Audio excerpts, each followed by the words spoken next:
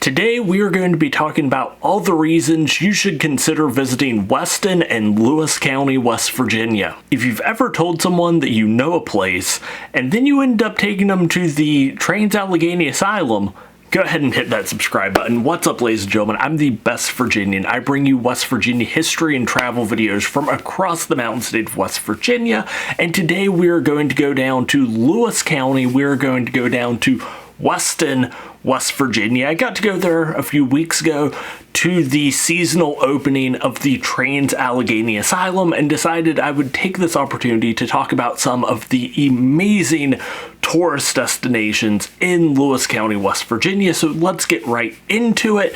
Now, before I get started, there are two honorable mentions that I would like to make.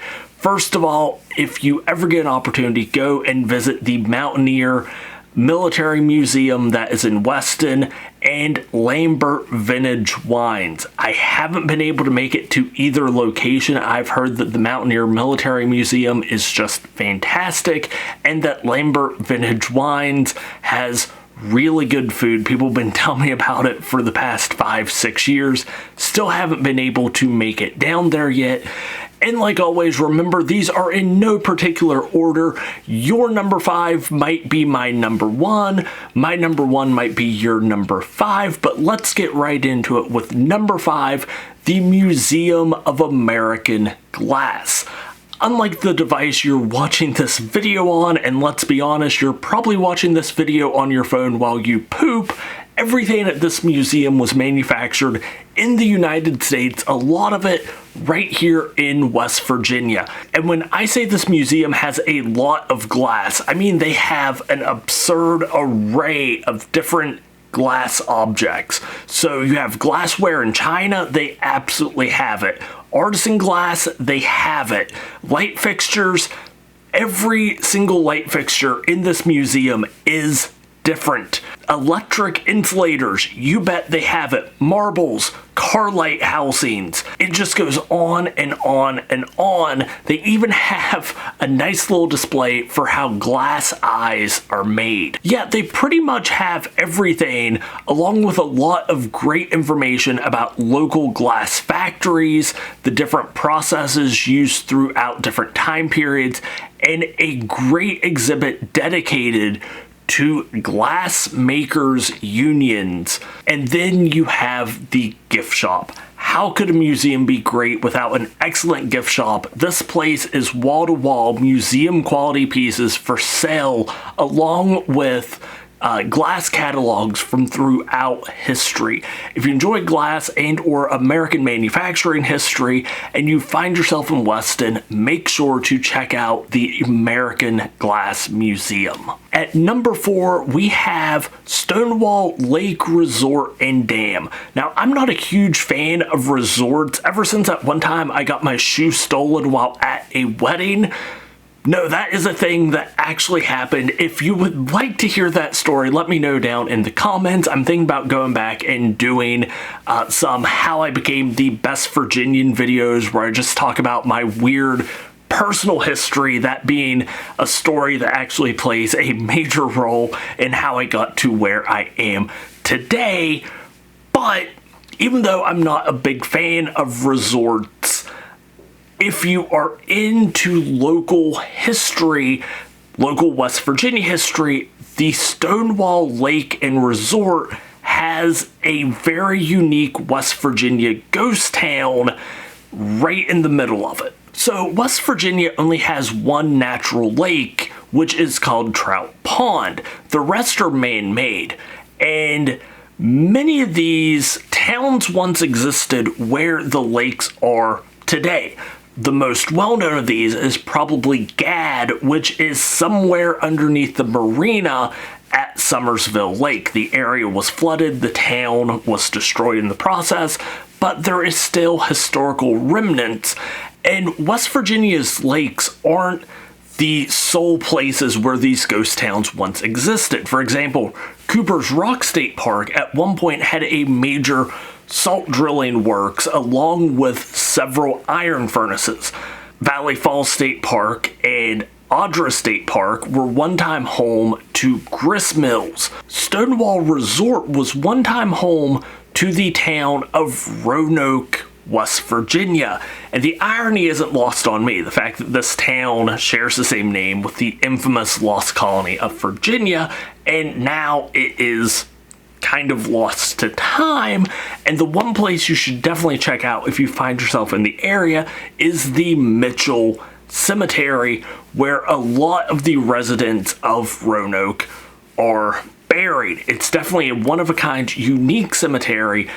Stonewall Lake wasn't constructed, the area wasn't flooded until the 1980s, so if you're into ghost towns, especially West Virginia ghost towns, it is a great place to check out.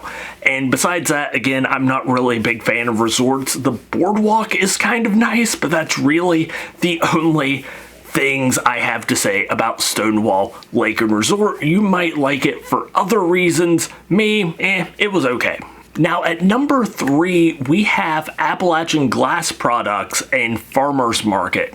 So going from a museum that showcases American-made glass to a place that is still producing glass to this day in Weston, West Virginia. They have thousands of products all made locally, and they even do live glass blowing demonstrations. If you can't visit Appalachian Glass, you can visit their website and order numerous products straight from there. I'll link it down in the description down below. Now, during these glass blowing demonstrations, they will showcase techniques, practices, and knowledge, and some of these are centuries old. Last time I was there, I had a great talk with one of the glass blowers about the history of the area, the glass making history of the area. Being from Wetzel County, you know, we used to have numerous glass factories. So it's great to see an area really keeping that history alive, really keeping that practice alive. And if you ever get an opportunity to go down, check it in and see a glass blowing demonstration and supporting a local business, I would absolutely recommend it. It is a very unique, one-of-a-kind place right in Weston, West Virginia. And at number 2, of course, we have the Trans-Allegheny Asylum, the whole reason I went down there in the first place. Now, the Weston State Hospital was originally commissioned by the government of Virginia in 1858. Parts of the building itself are older than the state of West Virginia. The building itself is massive. The building itself is the world's second largest hand-cut sandstone brick building, only second to the Kremlin in Moscow. The hospital operated until 1994 when it was forced to be closed.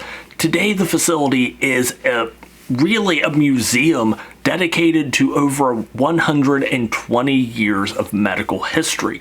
At this point, almost the entire bottom floor of the main building has been converted into a museum where you can learn about everything from the history of Weston to the Civil War history of West Virginia to Kirkbride, the individual who designed the layout of the building for maximum light and airflow, to just medical treatment throughout the ages, and really how medical science, when dealing with mental health, has drastically advanced in the last 120 years. It's important for places like this to still exist so that we can see how far we have come and how much further we have to go when it deals with mental health issues. And lastly, the number one reason why you should visit Lewis County and Weston, West Virginia, is because it's located near the middle of the state, and Weston and the area has definitely seen